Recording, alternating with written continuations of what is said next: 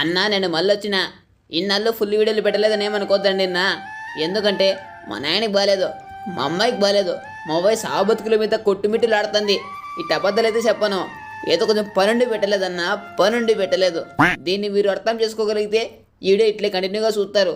అర్థం చేసుకోకుంటే చేసుకుంటారులే పోయి నువ్వు పోయి. అమ్మవాసి అర్ధరాత్రి పుట్టిన నా కొడక.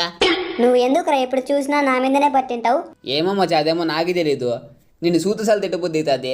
అదే ఎందుకు అంటన్నా. నోట కనపడతావు మరి పందిమూతేసుకొని. లాస్ట్కి వీడిగానే నన్ను తిట్టబట్టా.